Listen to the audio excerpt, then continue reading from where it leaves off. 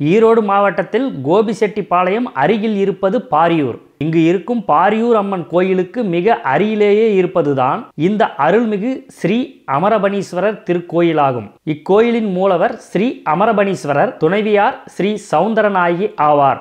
கோபிசெட்டிப்பாளையத்திற்கு மிக அருகில் இருக்கும் பாரியூரில் இருக்கும் இந்த கோயிலின் சில முக்கிய அம்சங்களாவது: தீபஸ்தம்பம் ஆகியவற்றுடன் மேற்கு நோக்கிய ஆலயம், 5 நிலை ராஜகோபுரம் கிழக்கு பகுதியில் உள்ளது. கிழக்கு பக்கத்தின் நுழைவு வாயிலில் ஒரு பளிங்கு பஞ்சமுக விநாயகர் நிறுவப்பட்டுள்ளது. கோயிலின் மண்டபத்தின் நுழைவு வாயிலில் துவார பாலகர்கள் உள்ளனர். கருவறை வாசலில் விநாயகரும் பாலமுருகனும் உள்ளனர். மூலவர் சதுர ஆவுடையார் மீது சிறியவர். கோஷ்டத்தில் விநாயகர், தட்சிணாமூர்த்தி, லிங்கோத்பவர், உள்பிரகாரத்தில் சிவலிங்கம் மற்றும் அம்பாள், 63 4 பஞ்சலிங்கங்கள், சிவகாமியுடன் நடராஜர் அகலாய்வில் கண்டெடுக்கப்பட்டது மற்றும் மாணிக்க வாசகர், சண்டிகேஸ்வரர், பைரவர், நவகிரகங்கள், சந்திரன், சூரியன் மற்றும் பள்ளியறை என அனைத்தும் உள்ளது. வெளிப்பிரகாரத்தில் ஸ்ரீ மீனாட்சி சுந்தரேஸ்வரர் கோயில்கள், சனீஸ்வரர், ஸ்தல விருட்சம், மகிழ மரத்தடியில் உள்ள நாகர்கள் மற்றும் அம்மன் கொண்ட சிவலிங்கம் இடம்பெற்றுள்ளது. கிழக்கு நோக்கிய தனி சந்நிதியில் இருக்கிறார்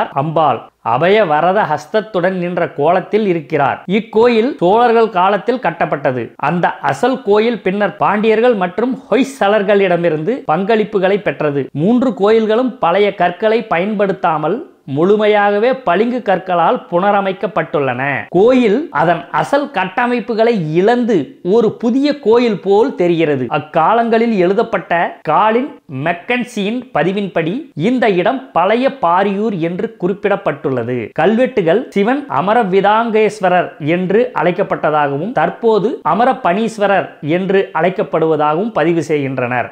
கோபிசெட்டிப்பாளையம் என்பதற்கான பெயர் காரணம் என்பது, இந்த நகரம் அதன் தற்போதைய பெயரை விஜயநகர ஆட்சியின் கீழ் உள்ளூர் தலைவர் அல்லது பாளையக்காரர் திரு கோபி செட்டி என்பவரிடமிருந்து பெறுகிறது. தமிழில் பாளையம் என்பது ஒரு பிரதேசம் அல்லது முகாமை குறிக்கிறது. கோபி செட்டி தனது பிரதேசத்தை இங்கிருந்து நிர்வகிப்பதை குறிக்கிறது. இதுதான் கோபிசெட்டிப்பாளையத்திற்கான பெயர் காரணம். விஜயநகர பேரரசுக்கும் பிறகு திப்பு சுல்தான் இப்பகுதியை கைப்பற்றினார். திப்பு சுல்தானின் தோல்வியை தொடர்ந்து ஆங்கிலேயர்கள் கோபிசெட்டிப்பாளையத்தை கைப்பற்றி தங்கள் பிரதேசத்துடன் இணைத்துக் கொண்டனர். இந்த கோபிசெட்டிப்பாளையத்திற்கு பெயர் காரணமாக இருந்த பாளையக்காரர் கோபிசெட்டி என்பவர், அவர் தன்னிடம் இருந்த எல்லாவற்றையும் பரிசாக மற்றவர்களுக்கு கொடுக்கும் வழக்கம் உடையவர். ஒரு கட்டத்தில் ஒரு கவிஞருக்கு கொடுக்க எதுவும் இல்லை என்பதால் அவர் புலிப்புதரில் இருந்த ஒரு புலிக்கு தன்னை அர்ப்பணித்து இறக்க முடிவு செய்தார். அவர் கொண்டத்து காளியம்மனிடம் பிரார்த்தனை செய்தார். புலிக்காக காத்திருந்து சோர்வடைந்தார். அப்போது புதரில் தங்கத்தை கண்டார். புலிவாயில் அகப்பட்டு இறந்து போகாமல் தன் நற்குணத்தை காப்பாற்ற தங்கத்தை கொடுத்த கொண்டத்து காளியம்மனுக்கு நன்றி செலுத்தி அந்த தங்கத்தை அவர் கவிஞருக்கும் மக்களுக்கும் கொடுத்தார்.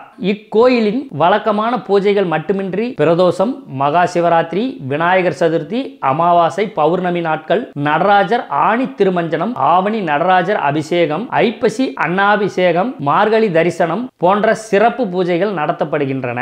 அமரபணீஸ்வரர் கோயில் மற்றும் பாரியூர் கொண்டத்து காளியம்மன் ஆகிய கோயிலுக்கும் சேர்த்து இங்கு தினமும் இந்த அன்னதான மண்டபத்தில் மதியம் மட்டும் பக்தர்களுக்கு அன்னதானம் வழங்கப்படுகிறது. இக்கோயிலின் நடை திறக்கும் நேரமானது காலை 7 மணி முதல் பிற்பகல் 1 மணி வரையிலும், மாலை 4 மணி முதல் இரவு 8 மணி வரையிலும் ஆகும். இச்சமயத்தில் கடவுளை நாம் தரிசிக்க முடியும். ஓம் நமச்சிவாயா போற்றி. அனைவருக்கும் ஸ்ரீ அமரபணீஸ்வரர் மற்றும் ஸ்ரீ சௌந்தரநாயகி தாயாருடைய அருள் கிடைக்க வேண்டி வணங்குகிறோம். நன்றி, வணக்கம்.